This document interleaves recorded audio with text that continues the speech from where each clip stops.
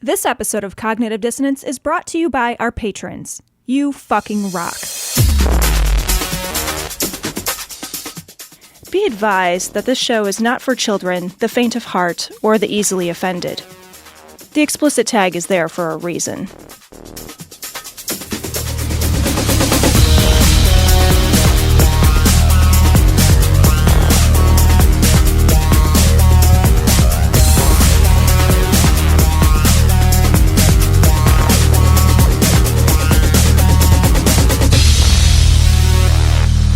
Recording live from Glory Hole Studios in Chicago and beyond.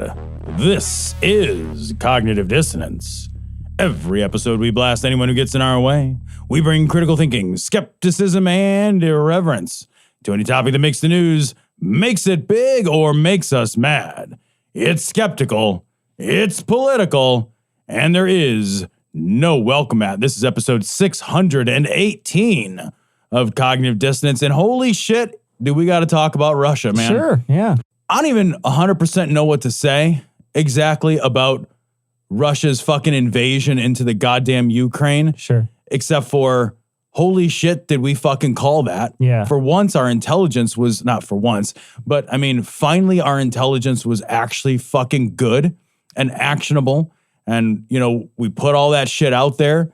And exactly what we said was going to happen. It didn't dissuade Putin. Putin's a fucking pugilistic, fucking asshole. Yeah, it didn't dissuade him. I will say this though, if you look at his fucking playbook, it's like right out of Hitler's playbook. I know, man. I mean, it's literally right out of Hitler's playbook. I mean, you talk about the people there. It's the Russian speakers that are here, and we're here to help them. And then he's talking about the certain places that are independent, remain independent, and he's basically just following that same playbook. And it's eerie. It's this whole thing. I felt the same way. I'm like, oh my God.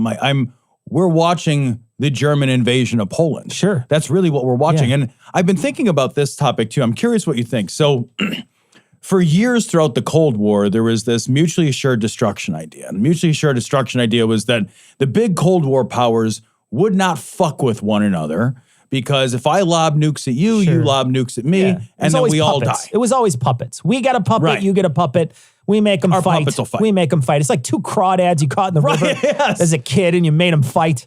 But now I'm looking at the state of global politics, and I'm thinking, you know, one of the problems with having weapons the likes of which we have now, these hypersonic missiles, these other things, is that these pugilistic powers like Russia or China or the United States, they can use their conventional weapons against parts of the world at their will, knowing that none of us Nobody's going to really do that. Right. Nobody's ever going to do that. Because my big brother is not going to fight your big brother. Yeah. Right? Yeah. So my big brother can fight your little brother, and I'm just going to say, shit, man, sorry. Yeah. Because if I break out the fucking baseball bat, he breaks out his baseball bat, and we're both getting clubbed to death. Yeah. And I think that just didn't happen before because nobody was willing to play that game of chicken. Yeah. And now you got a guy like Putin. Yeah. And Putin's like, no, man, I'll fucking stare you in the eye, drive my car right at you, and I am 100% not swerving. What I think is heartening, at least from the things that I'm seeing, and again, you don't know exactly how, you don't know how big things are, and you don't know how things really work. You're stuck with these eyes that you have, which is the media, right? So what we have is a set of eyes, and then you also have a ton of people all across the world who are now filming things and then posting on the internet. But you can't really, sometimes it's hard to trust those things. Absolutely. Because you don't know if that's a bad actor, or you don't know if that's somebody who's trying to influence how you think. But from some of the things I'm seeing, it would be hard to, I mean, I don't know how big they are, but it would be hard to fake something like this. There's huge rallies that are happening, these anti-war rallies that are happening in Russia, where there's some severe punishments for being anti-government. You know, there's some severe punishment. I mean, the last guy who ran against Putin, where's that guy? I know, right? Where's that guy now? You know what I mean? There's been some people that have like, you know, suddenly gotten very sick when they fucked off Putin. And I watched a documentary about doping that was, you know, a couple years old. It's a really famous documentary. It's on Netflix. And I'm forgetting the name of it. But in any case, it's about doping. And one of the guys flees Russia, who sort of is involved in the doping scandal there. But a couple of the guys are just like, yeah, they died of a heart attack. And they're like in their 40s or late 40s, early 50s. And you're like, did they really die of a heart attack? Or did they die of poison underwear? Or did they die of like, they had a heart attack, but the pillow over their head helped facilitate that heart. But really, genuinely, you have a country over there that is hostile towards protesters of that ilk. And they're out there putting themselves on the line. Yeah, which I think is really, and I mean, a lot of people, these aren't small crowds. And so, and there's places all over the world where there's these anti-war rallies are popping up. Nobody's really jumped in yet. And I don't think that it's going to happen. I don't think there's going to be anybody who's going to come in. Our president today said that he was going to send things to Germany, like troops to Germany, but we're not putting them anywhere. I mean, he specifically made a mention to be like, we're not putting them anywhere. And I don't know, again, you don't know how true that is. Why just tell someone your plans? That maybe they will. I don't know. But as it stands right now, he has said he won't. Well, and I think, from some of the analysis that I was reading is that one of the fears is that, the rationale that Putin is giving is this like historical rationale that harkens all the way back to the Middle Ages, that these were always Russian-speaking peoples and there never was a Ukraine, and that's a fiction. And he's trying to basically rebuild the USSR. Sure. And I know there's real fear that he won't stop at the Ukraine, that he'll go into the Baltic states like Estonia and Poland. And, those are NATO states. Yeah. So any incursion onto those lands would trigger an immediate response. Now it's World War III. Now it's legitimately a world war. You can't do anything. You have to stand with those people. They signed on. Treaty. Yeah. So this is a scary place to be in. And it makes me nervous as hell, it really does. It makes me nervous as hell because one thing, Hitler didn't stop at Poland. No. A policy of appeasement is what Europe sought with Hitler. Sure. And it was like, I'll let him have Poland and he'll stop at Poland. Yeah. And, there is some reason to think, granted, we live in a different geopolitical world now than the world of the late 1930s and 40s, but, Putin seems to be very combative and very willing to use force, very obviously, to take lands back. And he's a former KGB agent, who felt, I think, personally humiliated from things that I've read when the USSR crumbled. And, this seems very much to be an attempt to rebuild that glory of the USSR, which is weird because the USSR had no fucking glory. Yeah. It was not a glorious state. I wonder too, I was also reading some analysis that talked about how this could possibly be like a new Afghanistan for them. Yeah. So they get mucked in, they come in, and then there's just guerrilla warfare like crazy against them, and it just fucks their troops up over and over and over and over again. It's not going to be a you throw a punch and I throw a punch. It's going to be, sure, come on in, and they sort of like fall back, and then when they start to set up places, they just start getting fucked up because there's a guerrilla aspect of being on your own land that you can exploit. Yeah. And so that's another possibility too. And I think that that's a lesson that maybe we would be, the world should have learned that lesson from Iraq, from Syria, from Afghanistan, that it's one thing to roll into a country with massive, overwhelming military force, decapitate the government, install a new government at a high level, but it's another thing to run in that country. It was different after World War II because you had official declarations of war, then you had official declarations of surrender. But when you just take over a country, we've not seen any success running and holding a country in modern times. And I think part of that is the weapons that you can, the United States can sell Stinger missiles and machine guns and deliver all that shit to insurgents all over the Ukraine, and they can make the resistance just painful. Just gruelingly painful. We haven't seen in modern times that I can think of any state actor overcome an insurgency long term. Yeah, I mean, just roll back to Afghanistan. How long were we there? Yeah, how long were we there? And then finally we just had to pack up and leave. And what's going to happen? And so it's a very touchy situation. And I'm heartened that the Russian people are not behind. Some of the Russian people are not behind him. Me too. I think that's a good sign. I hope that they're doing a lot of hard sanctions, but, we'll see how much that affects their economy. Who knows? You know what I mean? Who knows if this is enough to, turn the spigot off and make them stop. I don't think it will be. But I don't think it will be either. And a guy feels, God, the parallels to Germany feel so sharp, right? When Germany lost World War I, they were saddled with these crippling economic reparations for that war. And that is massively influential in their decision to launch the Second World War. And I'm looking and I'm like, man, these crippling, if these sanctions are genuinely crippling, will the response be to pull back and cease aggression, or will the response be to further their aggression? Sure. And I don't know that answer. I have no idea. Or pull back just to build up and then. Right. Yeah. It feels like some shit we've seen before, though, man. Let's talk about that. Tom, before we move off of Putin, let's definitely talk a little bit about Trump. Yeah. Yeah, it's so funny, Cecil, because I did these notes as late as yesterday, and Trump came out again today in praise of Putin. Yeah.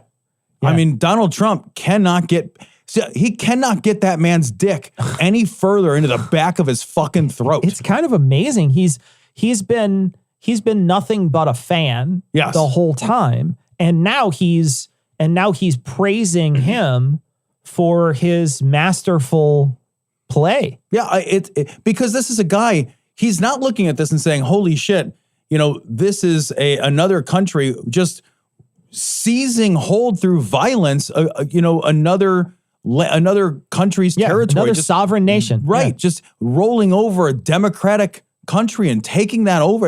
And the loss of life, he's described Ukraine as a nice bit of property with some good people on it. Today he said something like, he gets to take over a whole country for $2 in sanctions, is what he said. Downplaying the effect and the cost of Biden's sanctions, right? Because that's what he has to do that. Sure. He sees strong men. He sees that act of the strong man and the act of the autocrat the same way he sees business leaders. I really think he can't separate that sort of combative nature and whoever the last man standing is. This story is from MSNBC. It's time to admit the obvious. Donald Trump sure is acting like a Russian agent. Yeah, he has been for a long time. Yeah.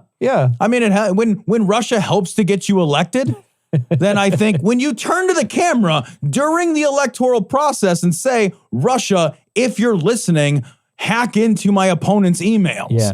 I think there's a pretty good reason for us to say, maybe you're in bed with the fucking Russians. Sure. You have a bunch of people that are now looking at this and saying, he's not like one of these, he's not a smart guy. No. So you can always tell what he's thinking and he'll just blurt it out. He just blurts it out. And so when you see him talk like this, you can't help but think, what has happened to you to make you want to do this? And he's been talking like this for a very, very long time. Yeah.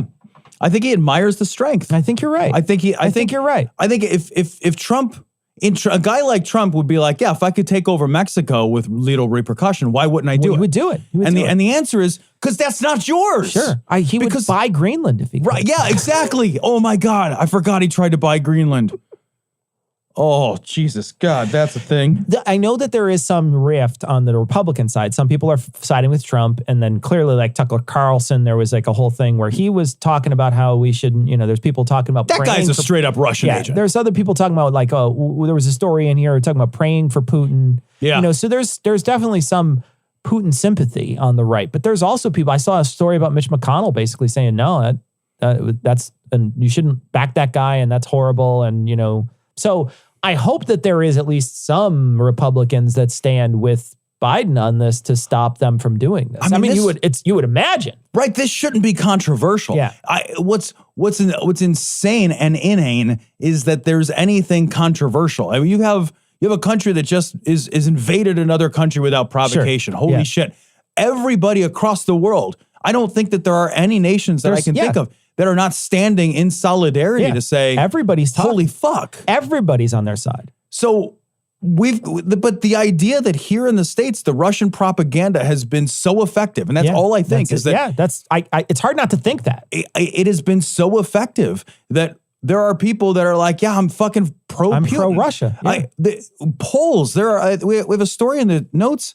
There are polls that show that among Republicans, Putin polls better than Biden. Democrats. Yeah, than Biden. That's how the fuck can an autocratic leader of another nation, country, right? That we're in competition with too, right? For a lot of things. Yeah. We were in a Cold War with them for fucking 60 years, or thereabouts. Yeah, and all of a sudden it's like their propaganda has been so successful that a large swath of the population thinks that that's better than the current president of the United States. Holy shit, what is happening? What is even happening?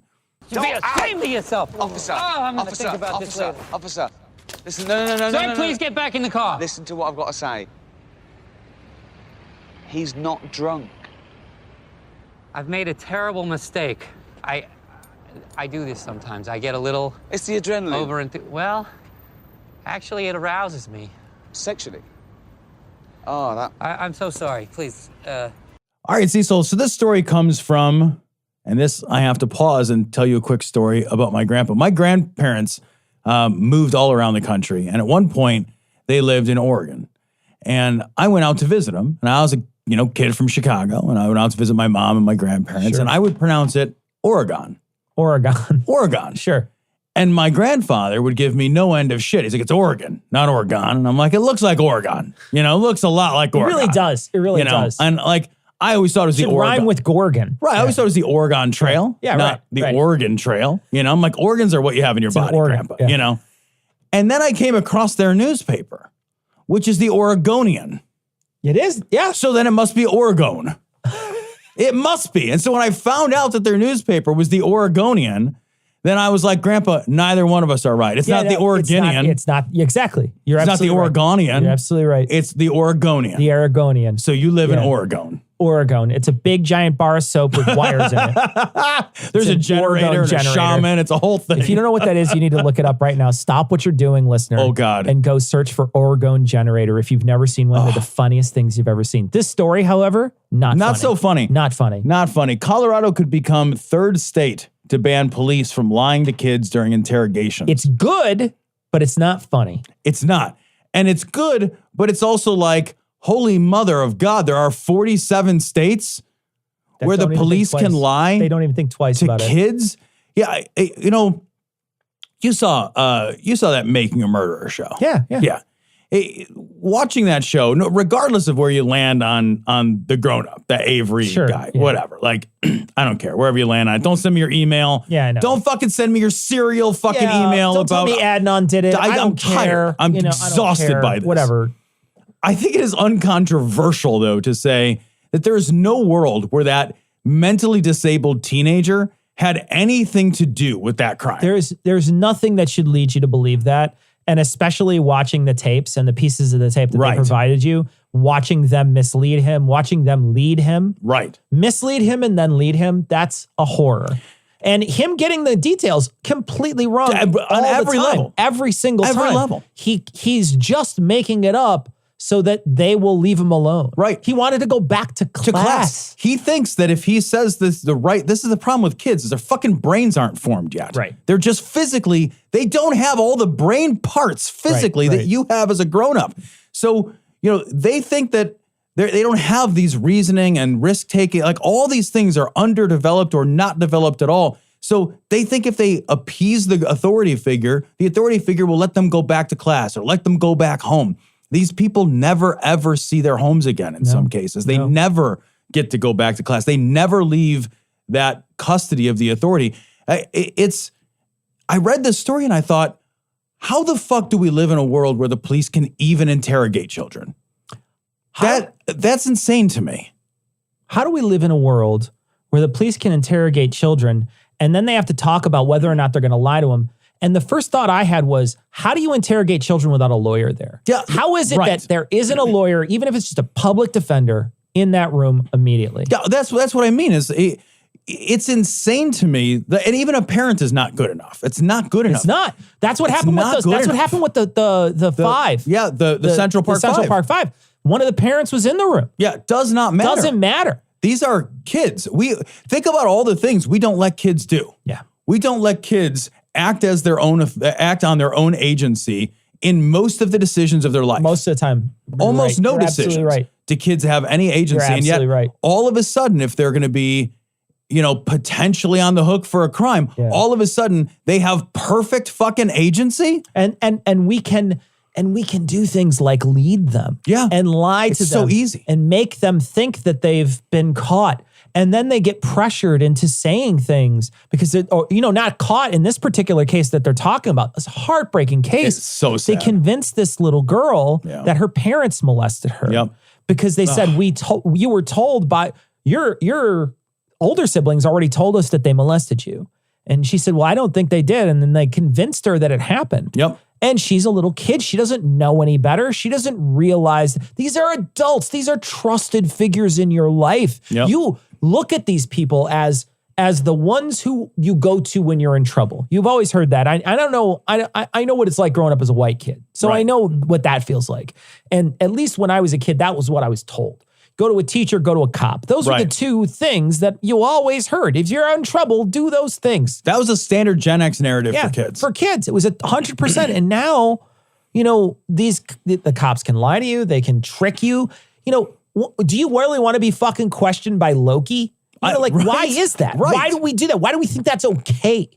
I am flabbergasted at the... I don't know that you can pass a law that says the cops can't lie at all. Right. So, and I get that. I understand that too, but I'm talking about kids. Kids is different. The police should not be able to talk to kids at all. Zero, for any reason. I don't care if they are, in this case, they're not, this little girl, she was the perceived victim, right? Yeah. It doesn't matter what connection the police have with kids. They should have no connection with kids. It's not mediated by a responsible adult. You're absolutely right. Because they don't have anyone advocating for them. And they have no ability to suss through that. Think about the reason that the statutory rape laws exist. Statutory rape laws exist because we recognize that children don't have the wherewithal to consent. Yep. So kids might think that they are in fact consenting to something, but we know as adults, you know what? Even though you think you want to do this, in fact, you are not capable of making a decision for yourself. Yeah. Because the stakes are too high. How could these stakes not be higher? Right. And if you draw that analogy out, it's the same thing. Absolutely. I hope that more states take this on and start doing this. It's one of those things that we've come across as we started doing the show. We've come across more and more sort of horrors of justice. And this one really just stopped me in my tracks because it's one of those things you just don't know exists. You think you live in a world where this sort of thing doesn't happen. Right. Or that if it happens on a TV, on a documentary you see about the Central Park Five from the times before. From before times, right? But it's something that happens all the time. It's happening right now somewhere. Yeah. And that's a terrible thing to consider. Absolutely. Hey, so the book might be out right now, or it might not be. Check the show notes, and there might be a link, or not. Okay. It's ready. The book is here, Tom. It's here, The book is here. So the book is ready, and the link just dropped. Not the audiobook, but the physical book is Amazon link. I'll put it in the show notes. Wait, what do you mean you didn't hear about the book? Well, let me introduce you to our mad lads, Tom and Cecil, who wrote The Grand Unified Theory of Bullshit, available in Kindle and paperback on Amazon right now. Navigating the marketplace of ideas can be difficult when there is so much bullshit to wade through. This book helps connect the underlying arguments used by charlatans and gives readers a skeptic's toolkit to identify the logical traps and pitfalls of different types of nonsense, and to discard each of them using critical thinking practices. From paranormal and medical quackery to conspiracy theories in religion, the authors unpack the grand unified theory of bullshit, pulling out the common thread that ties these nonsensical and harmful ideas together. Available now on Amazon. Not the audiobook. That'll in the future. Soon. Bye. It's ready to go. You guys can buy the book. So you can get right now. We're not sure that when this releases wide, we will have an audiobook. We're not sure. We are working on the audiobook right now. So we suspect next week is the audiobook release. The audiobook release, I will say this, as a guy who's editing it right now, it's fucking money. Tom is doing an excellent job reading it. We had other voices chime in. There's a couple other voices in there, but Tom is doing an excellent job reading it, and it is really, really good. So the audiobook, if you're saving your pennies, you want something, the audiobook might be what you want to go for. It's really, really excellent. The print book in soft cover, while not ready as we record this, and may or may not be ready for patrons should be ready Monday to get. Now, patrons, if it's ready, you will have a link there to buy it. But if not, then the link will be on Monday. The hardcover is not ready yet because it has not been proofed yet, because that hardcover takes a month to get. That's bonkers. It's crazy. So if you order a hardcover after it goes live, chances are it's going to take a month to get. But it'll be a hardcover book, and I'll let you know what the quality is once I proof it. I haven't even seen the copy yet. I'm waiting right now for the last 2 tiny errors. I'm going to turn those pages when I get the new soft cover, which should be here tomorrow, and then I will make it go live. It takes 72 hours for it to go live, and it's ready to go. The Kindle is 100% ready to go. So if you want to buy it on Kindle, you can get it on Kindle, and you can get it on soft cover for now. When you get it, please rate us right away. Just buy it, read it, rate us. The rating is going to help, just like it helps the show.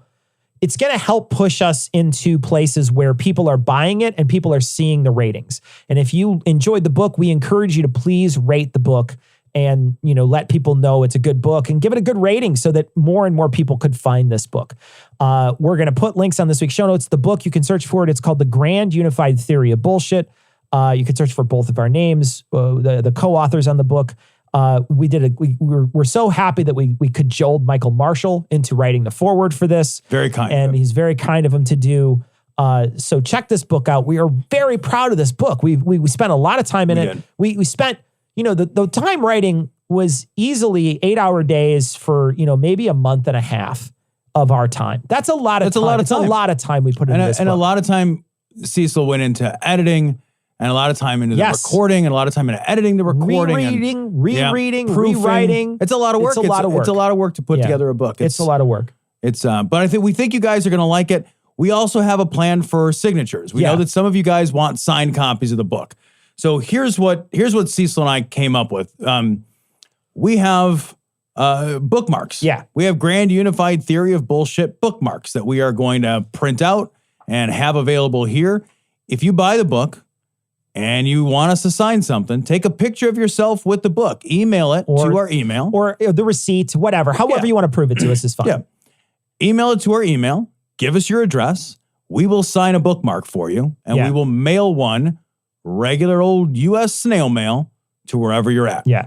We're going to charge you a little bit of money for this because we don't want to go in the hole. We have to cover our costs, but we're not going to charge a lot of money for it. We are still pricing out exactly how much this is going to cost. We'll make the announcement next show, but it's going to be what'll happen is you'll send us a message and then we will just send you an email with a PayPal link probably in it. And then you just PayPal, and then we'll get your address through that PayPal link, and then we'll be able to send the bookmark out. We'll sign it. You just tell us what you want us to say, and if you have something specific, if not, just say sign it, and we'll sign it, and then we'll send it out to you, and you'll have a nice bookmark that you can put with the book. And then if you see us in the future, we're hoping to go to conferences and stuff.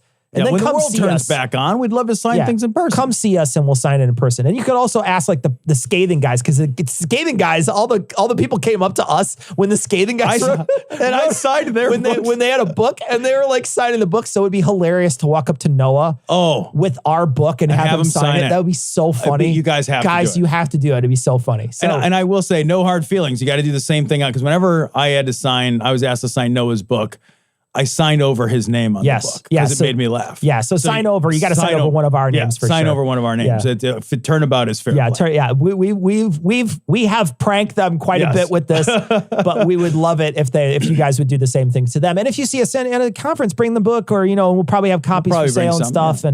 But we'd love to sign it, but there's just no good way with a print on demand book to get the book because we're doing Prime. But we don't, it's so much easier if you're a Prime person because then you don't pay for shipping. So this is a cheaper way to do it for you guys. Yeah, it's just like it's such a hard problem to try to solve. And we think that this, we had a nice bookmark design and it's a nice cardstock bookmark. It's cool. It'll be cool to have with the book and it'll have a signature. So we'll encourage you to do that.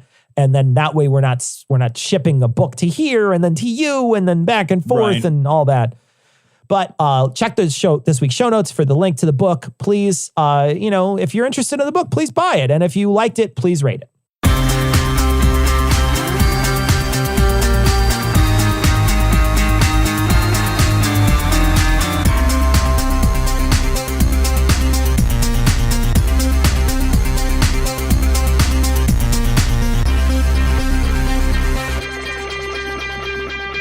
So we are joined by Dr. Ken Camargo. Ken is an MD with a master's in PhD in public policy. He's a professor and researcher of the graduate program in public health at the Institute of Social Medicine in Rio de Janeiro. And he's the associate editor of the American Journal of Public Health. Doctor, thank you so much for joining us this evening. It's a pleasure. So the reason I wanted to have you on the show, is it Ken or Kenneth? What do you prefer? Ken. All right. So, Ken, the reason I wanted to have you on the show, Cecil and I talk a lot. In fact, we even wrote a book extolling the virtues of appealing to expertise on subjects for which expertise is the right method to learn the truth. And we talk a lot on this show about skepticism, and we've been talking about COVID, obviously, over the last 2 years, quite a lot, and a lot of the disinformation and misinformation that comes out. But I keep running into a problem as a skeptic. I keep running into a problem of trying like hell to read good sources and to come away with a coherent narrative about COVID and about kind of what to expect in the future and how to understand kind of the place that we're in today. And I say that when I say reading good sources, I'm trying to read things from the New York Times, Nature, Scientific American, Wall Street Journal. I'm trying to read good, generally accepted, vetted sources. And I want to kind of go through some of the things that seem to be both out there in the world from these good sources and that paint a very contradictory picture, and maybe get your feeling as to how to understand some of this information when we're dealing with it as a layperson. Okay, but before we proceed, I think that that's a very important issue that you're raising. And first of all, I think that one of the issues around this is that everything that we're talking about COVID is very recent. And the problem is that science takes time. We are rushing things up because we are pressured by time, sometimes with a lot of success. I think that the speed with which the vaccines, for instance, were developed is amazing, although they are not so, they have built up on research that has been going on for decades. So it's not all of that. It's not ex novo. A lot of it has been already done. But one of the biggest problems that we have is that you have this kind of science in the making, which usually is something that is not open to the general public view, being discussed in public. And that can create a lot of confusion because you sometimes have the wrong hypotheses. And that's part of the work in science is going through hypotheses and trying to confirm them and then disproving them and then having to rethink things and doing work again, et cetera, and so on and so forth. But when you have to give quick answers, this can be very confusing. I read something by a guy called Gil Ayal, and he has a very interesting remark about the whole thing about science and the public policy. He made an analogy that I find very interesting, that science is going on a very slow lane and politics is going on a fast lane. And the problem is trying to find a compatibility in these two lanes, and it doesn't work out very well always. And the last thing I would like to point out is that I'd add to those sources that talk about the CDC itself. Go on. Yeah, no, that's a great point, because the CDC has been a frustrating and difficult group to manage information coming from. And I don't think, Cecil and I have talked a lot about the need, for clear and effective science communication. And I wrote down a phrase while you were talking. And the phrase I wrote down, it's making me laugh to read it, is sausage crisis. So we have a phrase here, like you don't want to see how the sausage gets made. And I wonder if we're partially in a little bit of a crisis with science and the communication around science, and that we're being exposed really as lay people for the first time to how the sausage is being made. And I wonder if that's not creating some of that crisis of confusion. I guess so. I think there is a number of problems associated with that. First of all, I think that scientists are not necessarily very good in communicating with the general public, partly because the incentives for the scientific community are all there for scientists to communicate with each other, but not with the general public. And a lot of noise can be introduced in the meantime. That old playground play that we had, sort of game It's called here wireless telephone, that you say something in the ear, you whisper something in the ear of someone, and then that person whispers something in the ear of the other person, and then we get at the end of the queue, the message is totally different from what it was originally. This kind of thing happens a lot because it's very hard. Some of the things that people are trying to communicate demand a lot of background, and not everyone has the patience to listen to an hour lecture on viruses and the immune system and whatnot, and epidemiology and all the things that are associated with that. And you try to come out with sound bites, and then a lot can go wrong in that. And I think the other problem that we have is the role of the internet and all these bubbles that have formed around it, that people you have very little exposure when you are inside the bubble to things that effectively challenge it. So I think that a lot of this compounds the problem that was already there, I think, in terms of this whole issue about communication. And the thing is, it takes time to have some, to be sure about some of the things that we say. And that time wasn't a luxury that we could afford, at least not in the initial phases of the epidemic. Now we have a lot more of stable knowledge, if you can call it that. But as it was in the making, it was very hard to come up with definitive answers that people were demanding. Do you think that a vaccine coming out within a year was actually a detriment to what actually happened with COVID? Do you think if it would have taken a little more time, people would have been a little more accepting of it? I don't think so, because the vaccines came. There was nothing wrong with the time. It was a surprise. I can admit that I was surprised by it, because the previous experience that we had with vaccines took a lot longer than that. But all the steps that had to be taken in order to make sure that the vaccine was safe and effective were taken. Nothing was skipped. The only thing that perhaps they have done is to do some parts of the studies in parallel, instead of waiting for something to end and then begin the other phase. I think the problem is that there is a lot of suspicion around vaccines, unfortunately, and I think this has compounded.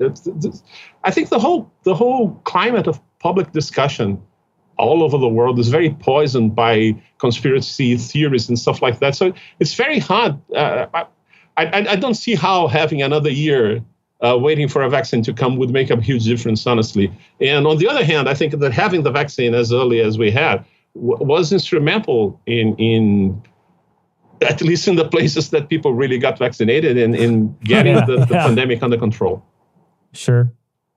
So I wonder, you said a couple of things that I wrote down some notes for. So much of the language of science is written in a way that lay people like myself, my education background is in English literature. I have no ability to read and really interpret and understand scientific papers, like as primary sources. Like, they're written in a language that I frankly do not speak. I don't have that. I don't have access to that knowledge. And I wonder, when those things get translated, and I really think it is a translation. It's translated from the language of whatever scientific discipline they're written in. And then I think they're analogized.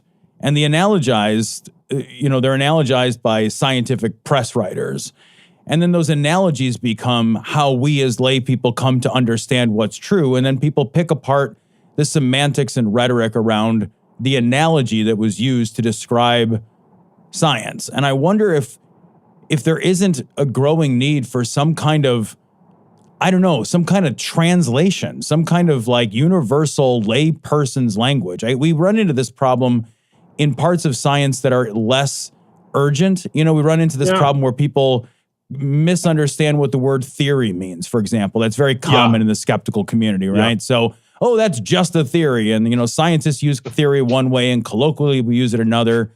And I wonder if there isn't a pressing need for some kind of universal middle ground, linguistically.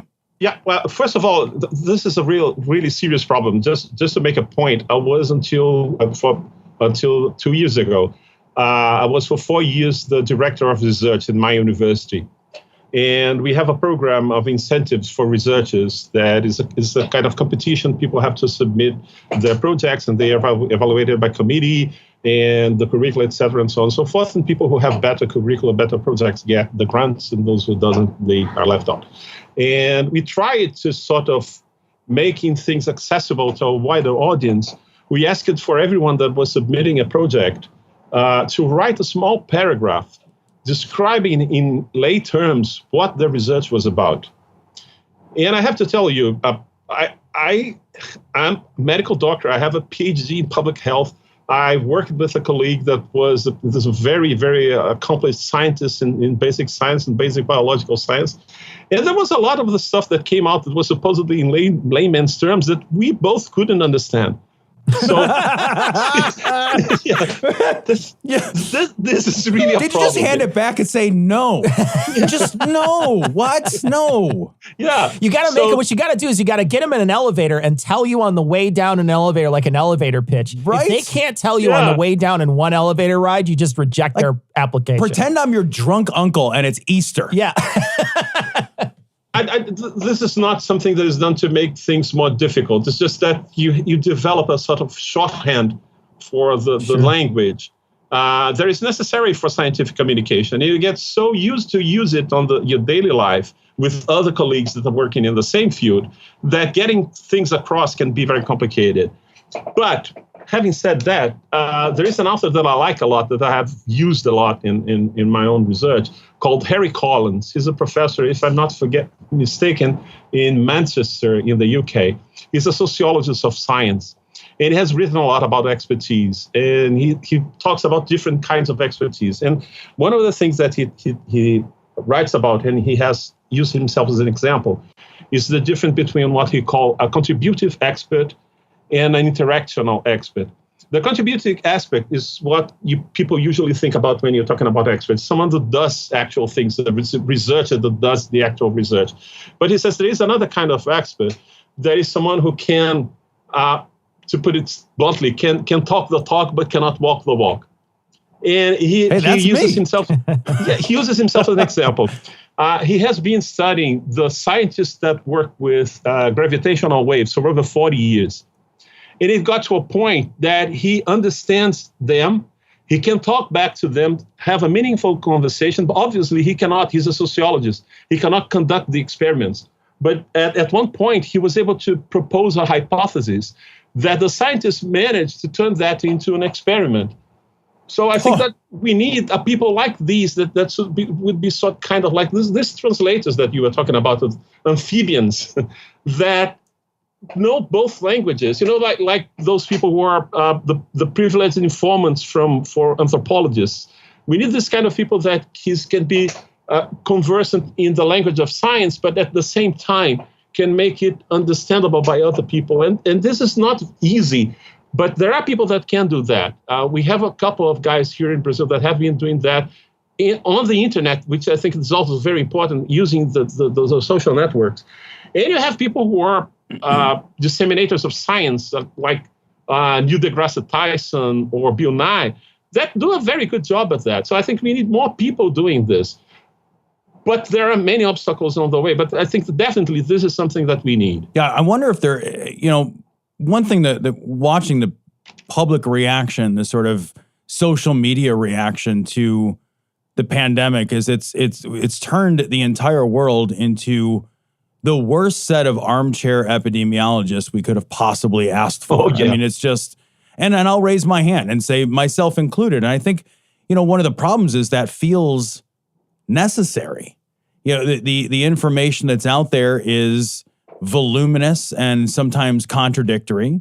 And so trying to sort through that to understand how to behave, how to assess your risk, how to know in a constantly evolving environment which information sources are accurate. And so, should I go to the grocery store? Should I stay the hell home? Should I, rinse things off? Is that not necessary? Are masks essential? Which kinds? What about kids?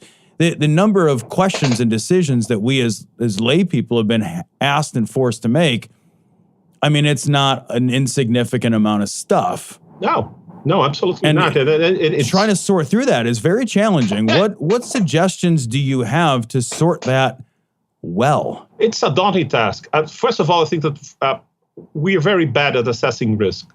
That's one thing in general.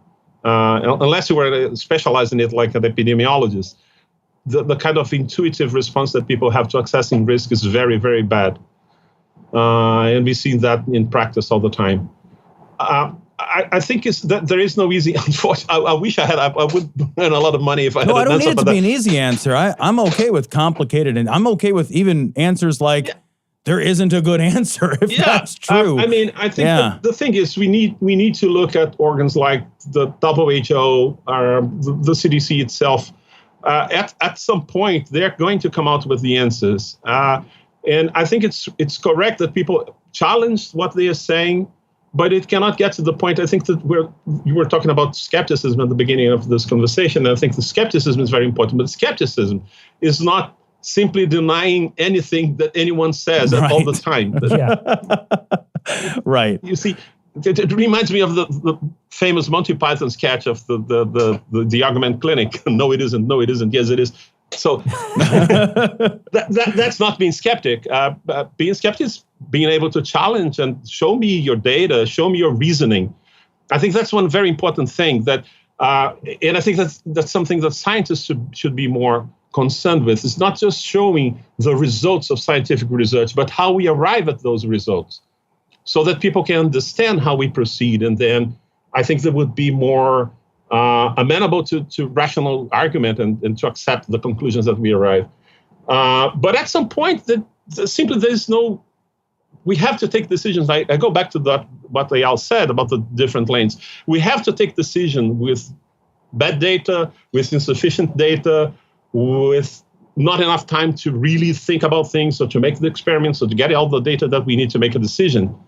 So I think we have to sort of figure out what's going on. And there are some general principles that weren't that hard, actually, to understand. You have a contagious disease that clearly from the very start is airborne, that is spread through direct contact between people. So there is a number of measures that should be very clear from the beginning. The issue around masks, for instance, there was a problem at the beginning because we weren't quite sure of the propagation of the viruses from one person to another. But as it became clear that the main route of transmission was direct contact, masks are absolutely, there is no more discussion about that. People should wear masks when in close contact. Trying to avoid being close to people, trying to avoid agglomeration in closed spaces. So this is a kind of thing that's simple measures that could have been taken. The other thing is that, unfortunately, there was narratives in dispute around this thing. And not necessarily, because that's one of the problems that we have with this kind of public argument, is that not necessarily everyone is really interested in finding out, I wouldn't say truth, I don't like that word, but finding out the best possible course of action or the best reasons that we have for doing something. But they have agendas. So a lot of the argument about not doing lockdowns or anything like that was basically from an economics point of view. And that the idea was that economics trumped the public health. So people were trying to twist. It's kind of like, and we've seen that in other situations like climate change or tobacco or whatnot. There are actors that are not exactly using the same rule book in the discussion. They have a hidden agenda, and they are trying to distort things to fit their agenda. So I think that complicates a lot. But I mean, if you can show, well, okay, this is a virus, this propagates this way, this is highly contagious.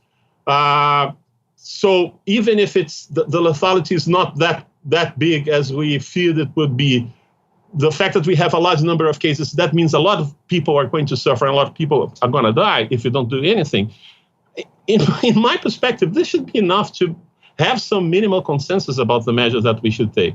Unfortunately, we didn't see that because we had all the time people challenging the very basic facts that we had that were, at least from my point of view, quite obvious. And on the other hand, I think to be fair, There were problems inside science itself, because there's this whole thing about preprints, that were created, because you have this very not so fast mechanism of submitting a paper to a journal. It is reviewed by peers. It has to pass several barriers, and then it's accepted and published. This is not an absolute guarantee that it's going to be a very good paper. Unfortunately, lots of not so good things go through, but it is some measure of quality control. With preprints, you don't have that. I think the hearts were in the right place. They were trying to contribute as much knowledge as possible. So a lot of stuff was published in the preprints, but preprints are not peer-reviewed, and they are not necessarily that very good to start with. So a lot of people picked up those preprints, and based on that, started counseling people to do certain things, like, for instance, take chloroquine, based on very, very bad studies, if you can call that a study at all. So, I mean... Yeah, nowhere near as rigorous as the evidence for ivermectin, for example. Yeah, right, exactly. Oh, my God. And all those crazy things and pseudo treatments that were going around. And that's a general problem that we have with the whole wellness thing, that there's a lot of unproven treatments or treatments that are proven to not work that are going around, and people trust them for some reason or another. But in this particular case, this is very serious, because this got in the way of people doing what they had to do. All right, so I'm going to ask you some very specific questions that you may not know the answers to, and that's totally fine. But they relate to kind of, again, trying to suss out where we're at and how to understand some risk based on some, I guess, sort of conflicting or challenging pieces of information. So there are a number of articles. I sent a few of them over to you just for quick review, but there are articles that suggest that, hey, look, this thing is quickly, people are vaccinated in parts of the world that have access to the vaccination. I know most of the world doesn't.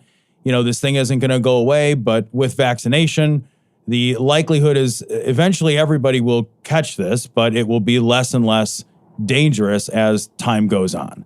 And that sounds very encouraging for those of us who are fortunate enough to live in a country which has, access to these vaccinations.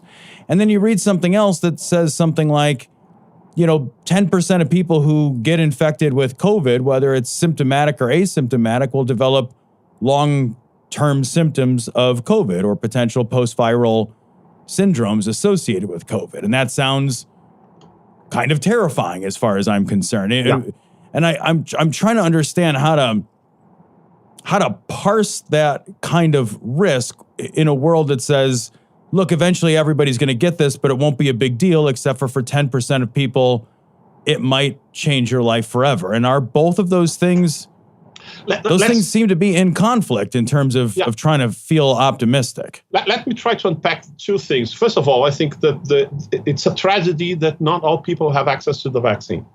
Okay. Yes, 100%. And that's one very good example of how we should be thinking in global terms and not this place or that other place.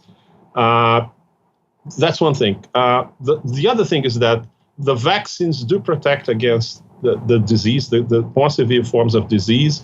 And there is evidence. There was a recent study, actually a review study made by the UK Health Security Agency, that suggests strongly that the vaccine also protects from long-term COVID. So there's good, because I've seen conflicting information on that as recently as yesterday. Yeah, because again, I think that there's a number of problems with this. Because first of all, long COVID is not very well defined, and this is always a problem, because how you can count and have the numbers of anything if you don't have a precise definition of what you're looking at. And I've read that some of the things that are being called long COVID could be just the effects of being a long time in an ICU, for instance, and not necessarily linked to COVID. Okay, there seems to be something there, but the precise limits of what should be called long COVID are not that clear. But even given that, This review study was done. It's not a systematic review, but they went on over a lot of studies. It was rapid review. And I think it's very encouraging looking from that point of view. But given that, there is the other problem that there is no case in history that any infectious disease was controlled by herd immunity, now so-called natural herd immunity, but just letting people face the disease on their own without a vaccine. All the diseases that we managed to control were controlled through vaccines in the case of viruses and infectious diseases caused by viruses. So the problem is that as long as you have a large pool of people that weren't infected, the virus is going to continue to reproduce, and new variants could arise. And it's a total toss-up if that new variant is going to be less aggressive, more aggressive. This idea that with time everything is going to be better, that's not necessarily true. We have to have in mind that coronaviruses, we have been living with them for a long time. And a new variant, a new species of coronavirus, if you can call that, just arose somewhere. And it was not the first time. We had the original SARS, we had MERS. So there is no warranty that this won't happen again. So having this pool of people that are going to be infected over and over again is a sure recipe for having new variants coming up. And that can be a challenge because we cannot be sure that a new variant is going to be, the vaccines that we have are going to be as effective against new variants. So the thing is, the main message for me here is that we should struggle for the whole world to have access to these and other vaccines. We only managed to eradicate, for instance, smallpox because everyone in the world was vaccinated against it. So do you think COVID is, I mean, COVID doesn't seem like something because it's zoonotic. So it seems like it's got an almost infinite well of variability with the animal population as well. Or do you think that it is something that could be effectively long-term controlled with vaccines? I mean, like the Army is looking at a universal coronavirus vaccine that would potentially change the game. Have you read about that at all? Or are you familiar with that? No, I haven't. But the thing is, lots of viral infections are actually zoonotic in origin.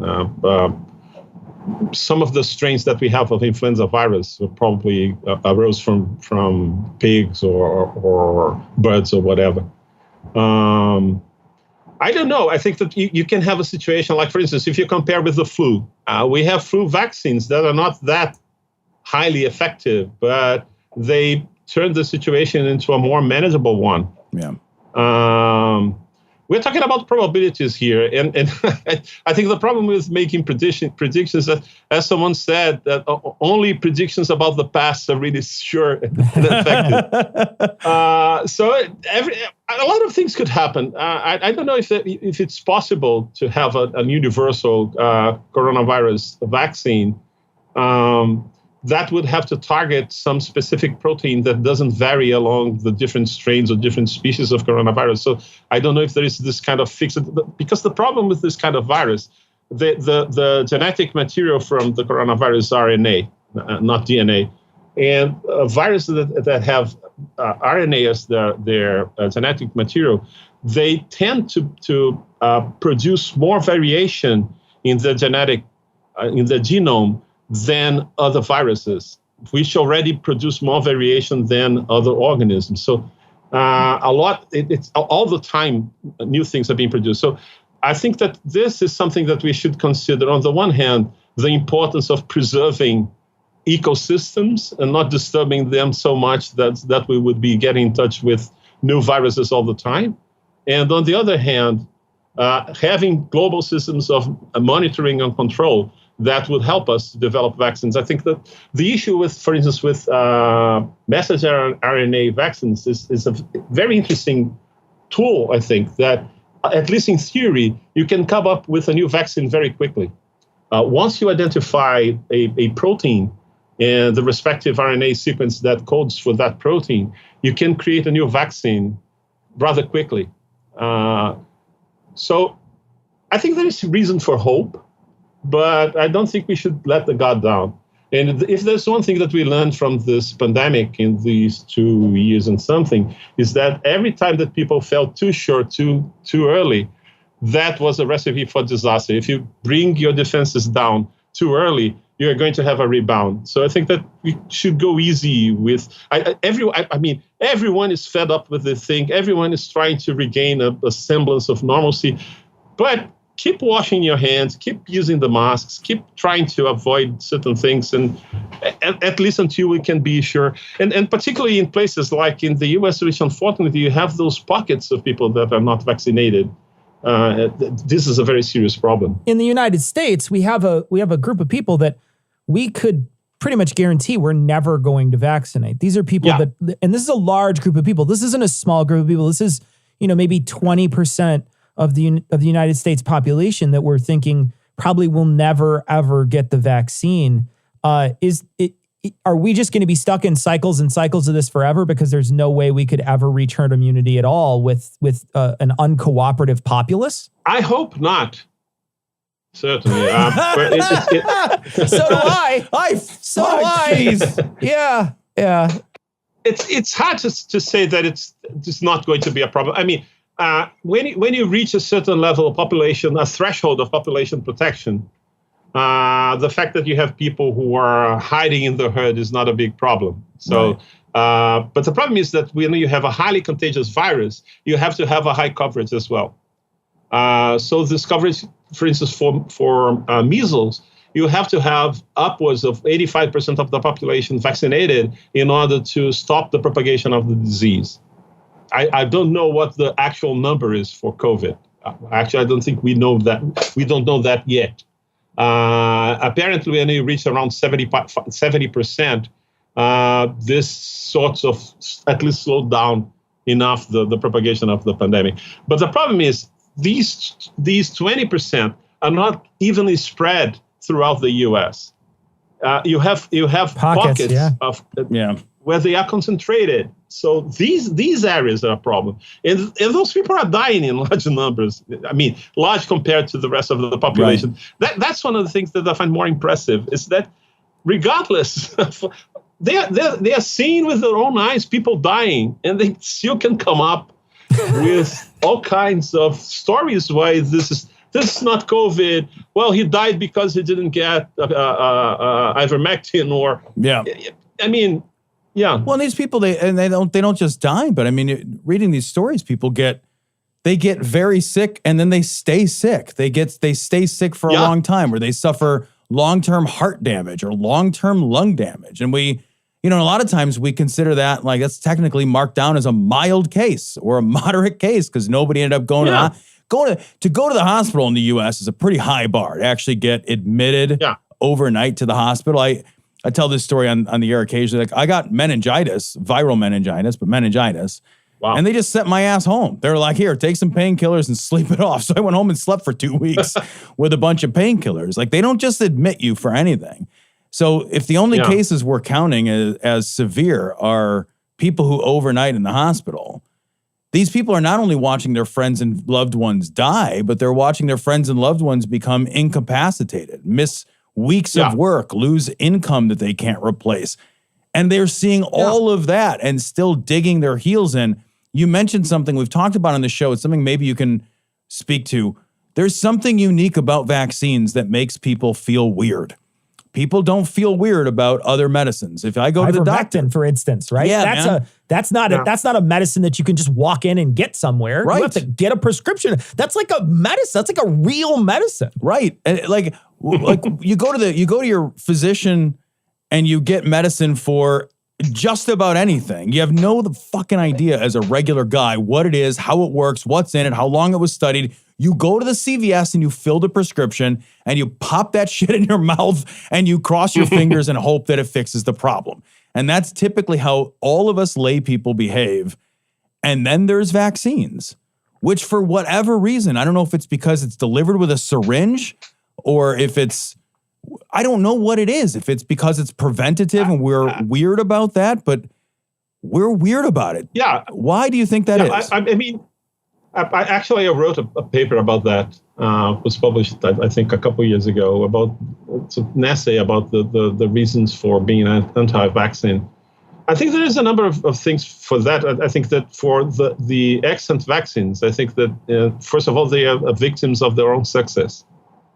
Because when you see people coming down with polio, for instance, you are much more likely to get a polio vaccine than when you don't because the vaccine was successful.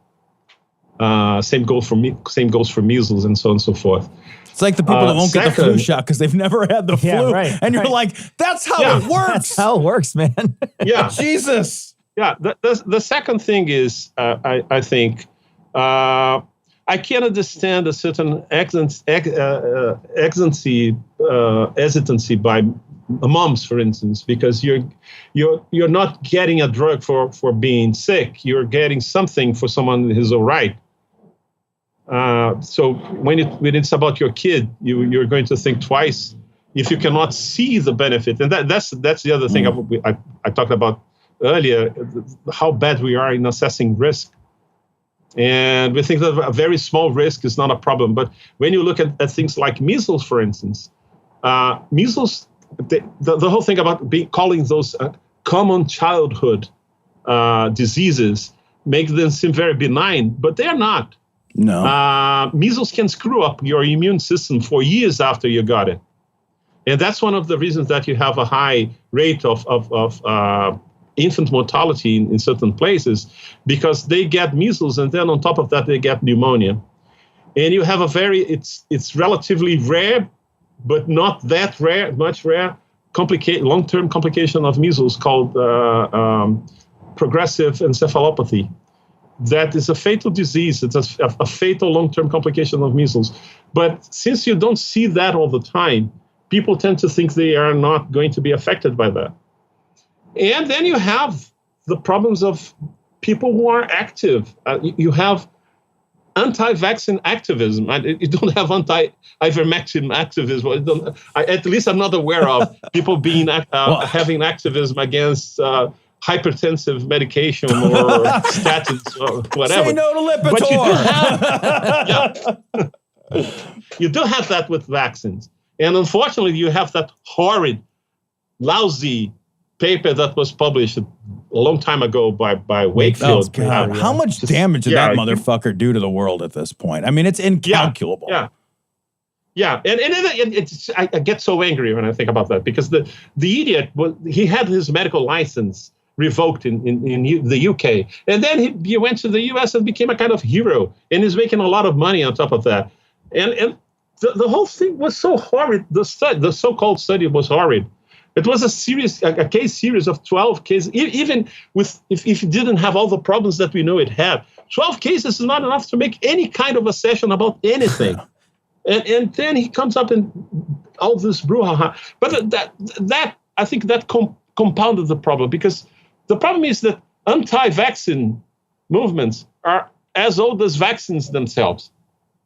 And I think that a lot of it has to do with how people do not understand how they work, on the one hand, and the whole thing about risk assessment on the other. But the fact that you have this sort of organized movement that was immensely amplified by the internet, that I think compounded the problem. To follow up on that, we've been doing this podcast for, at this point, 15 years, practically 15 years. It was a different podcast before, but we've been doing a podcast of this podcast for 11.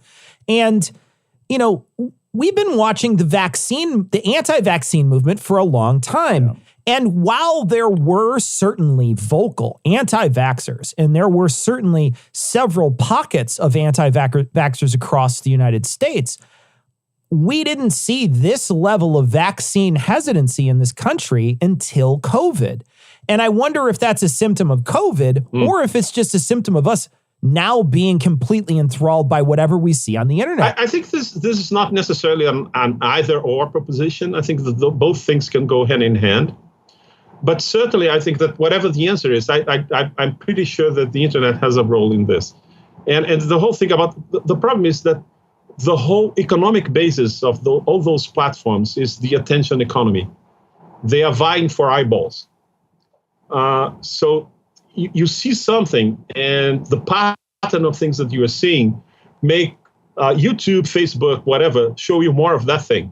I like to give an example. I've been studying German for a number of years, and I like cooking. And at some point, I made a search for recipes for fried shrimp. And for some reason, some videos of recipes for frying shrimps were shown to me in German. After I saw one or two of them, I had an avalanche of videos of cooking shrimp in German showing up in my YouTube. So that's what happens if you start looking at the anti-vaccinal risks of vaccination. You're going to be shown a lot of this stuff. And I think that after some time, some of those platforms took some measures to sort of stop the propagation of the worst thing. But a lot of the damage has been done already, I think. Yeah, they said it was 12 people.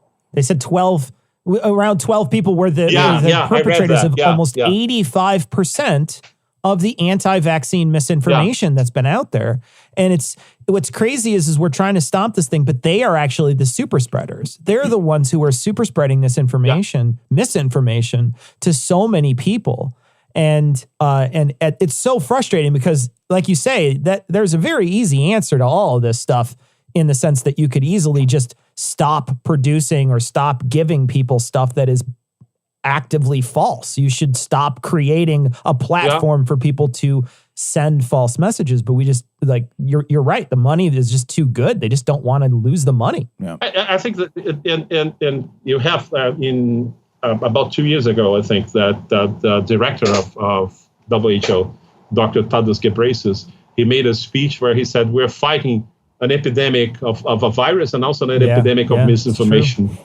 It was funny because I happened to be at a paper bookstore today. I had a little bit of time to kill. My wife was in an appointment, so I saw a Barnes & Noble. I hadn't been in a bookstore in forever. And I walked in, and one of the first books that I saw was Robert F. Kennedy's anti-vax book, Dr. Fauci and whatever. Oh, God. And I couldn't resist. I just walked over to it and turned it down because It's a tiny little bit of protest.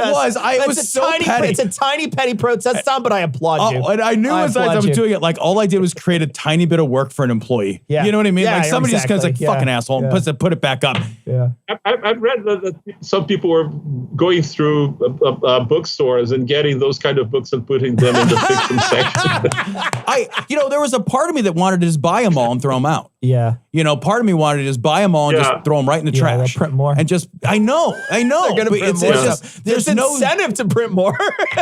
All I did was just like, this damn book is selling, and there's no, that's why I wanted to have you on the show, because Cecil and I talk a lot about expertise and how do we vet information in an increasingly difficult world where this is harder and harder to understand and harder to get to things that are closer to reality.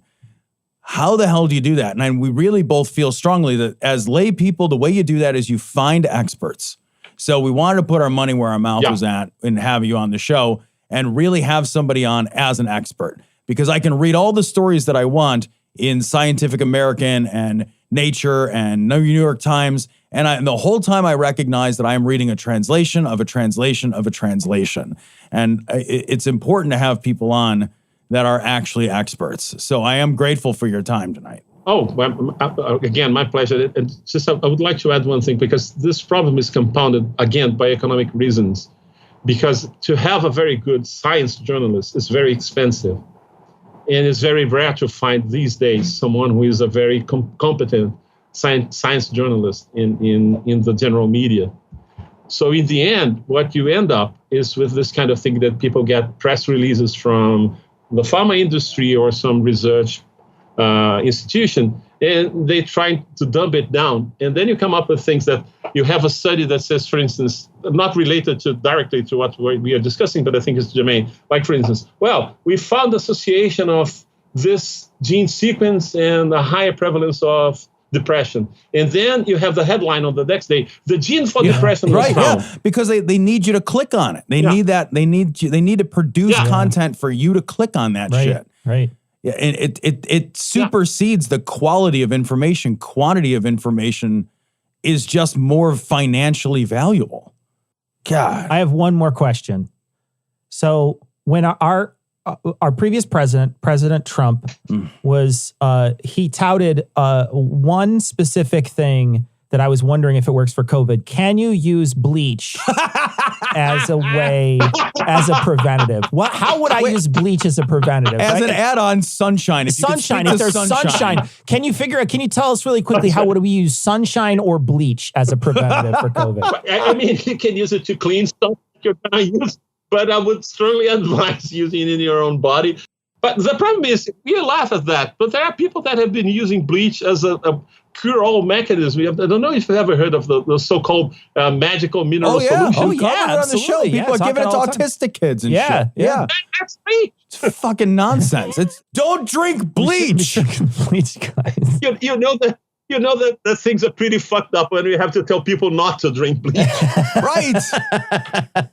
Ken, you were great. Thanks so much, man. We really appreciate all of your time tonight. And we know it's a late night, so thank you. Thank you.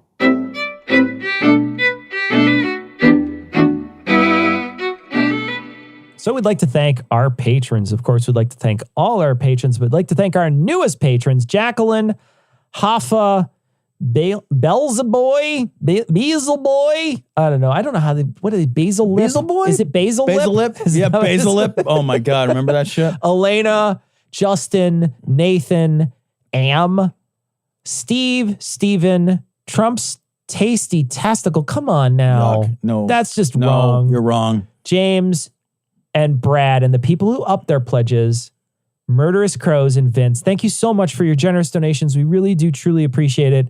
You're the reason why we can give, our employees a salary. You're the reason why we're able to have a studio. So we cannot thank you enough for your generous donations. Thank you so much. We got a couple of messages. We got one, Tom. This one comes from Amina, and Amina says that they got a message in the mail, and the mailer had a fucking My Pillow message. And we're going to put this fucking picture on this week's show notes.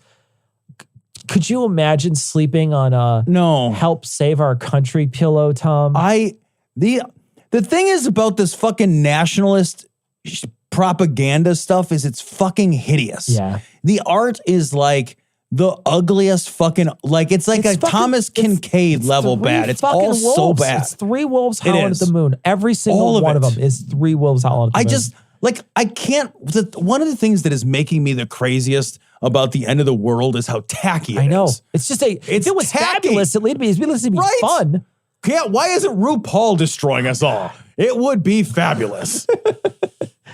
We got a message. This is from Donovan. And Donovan says, if the Christians believe in a Trinity, wouldn't they insist on we instead of I? Now, this is going back to the story we covered last week, where we were talking about how the Catholics had messed up and used we baptize you instead of I baptize you. And it invalidated a ton of baptisms. Yep. And therefore, without those baptisms, it also invalidated the confirmations and all the other stuff that happens afterwards. Any of the sacraments that happen which is afterwards so crazy. Are essentially on on holy ground or whatever. It's like, can you imagine if you had to take, let's say, Algebra 101, and then you took Algebra 101 and you passed, but there was something wrong with the record keeping, and then you took calculus, and then you took like fucking orthogonal functions, and you took differential calc, and then all of a sudden somebody was like, you know what, there was a problem with your Algebra 101 class, so you didn't actually pass differential calculus.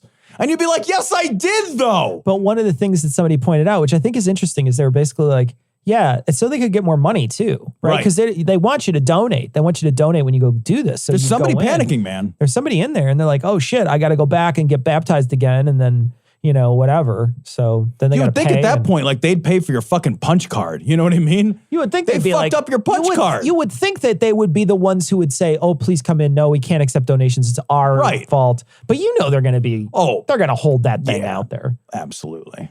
We got a message from Vice Rhino. He says, I'm sure I'm not the only person to say this, but in regards to the anti-vax colony in Paraguay, it might be worth mentioning that one of the things that Paraguay is known historically for is harboring Nazis after World War II. Yeah, all right. Okay. Yeah, no. It all clicks. Okay, I see that. He says, in light of that, the decision makes it a certain amount of sense given the ideological leanings of a lot of modern anti-vaxxers. Okay, point taken, Vice Rhino. There you go. Point taken. I don't think you're wrong. Yep. At the very least, it's a bad look. You know? Man. We got a meme. This is sent to us from Seth. And Seth says, I hope you guys enjoy this. It's a meme of Hermione, and she's talking about the baptize you. We're going to post it on this week's show notes. It's really good. If you're a Harry Potter person, you think it's really good. If you're me, you're like, I don't get it. But that's okay. Colorado drivers. We got a message about Colorado drivers from Richard. And Richard says, regarding your Colorado drivers in the snow, most of us are born here, so they're fine. They can drive in the snow. But all the new knuckleheads moving from Cali have never seen snow before. They're a horror. And that is so true. You get somebody who's never been in snow before. They can't. They just like freeze, literally. But one of the things that somebody else messaged, and I couldn't find it, so I don't know how to credit them, but they said something like, yeah, sure, your drivers are bad up there, but they're not as bad as Orlando. And the first thing that went in my head was, okay, smartass, have it snow in Orlando 6 times a year and see what happens. Right. Accumulation. It snows like 20 times a year here, but a good accumulation 6 times a year and see what happens. Because that's Panic what we at the have up disco. here. That's Panic what at we the have disco. up here. Every single time we have our drivers that are just as bad, and then we add road hazards. Yeah, man.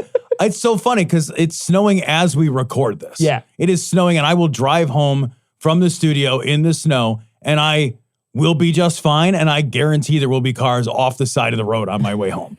I think at some point, some of them just give up. They're just like, fuck it. I'm just going to they like crash slowly and gently into the soft snow and close their eyes. Kind of bump to the curb. Right? I'm going to stay here till They're all the tow Ted truck Cruz saves me. like, I crashed my car. I'm going to Cancun. So we'd like to thank our guest, Ken Camargo, for coming on. We are pleased that he was able to join us, and we'll put a link to his work on this week's show notes. That is going to wrap it up for this week. We're going to leave you like we always do with the Skeptic's Creed. Credulity is not a virtue. It's fortune cookie cutter, mommy issue, hypno-Babylon bullshit. Couched in scientician, double bubble, toil and trouble, pseudo quasi alternative, acupunctuating, pressurized, stereogram, pyramidal, free energy healing, water downward spiral, brain deadpan sales pitch, late night info docutainment. Leo, Pisces, cancer cures, detox, reflex, foot massage, death and towers, tarot cards, psychic healing, crystal balls, Bigfoot, Yeti, aliens, churches, mosques and synagogues, temples, dragons, giant worms, Atlantis, dolphins, truthers, birthers, witches, wizards, vaccine nuts, shaman healers, evangelists, conspiracy, doublespeak, stigmata, nonsense. Expose your sides. Thrust your hands, bloody, evidential, conclusive. Doubt even this.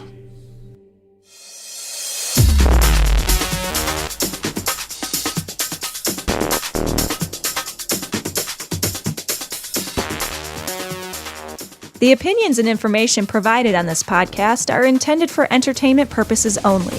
All opinions are solely that of Glory Hole Studios, LLC. Cognitive Dissonance makes no representations as to accuracy, completeness, currentness, suitability, or validity of any information, and will not be liable for any errors, damages, or butthurt arising from consumption. All information is provided on an as-is basis. No refunds. Produced in association with the local Dairy Council and viewers like you.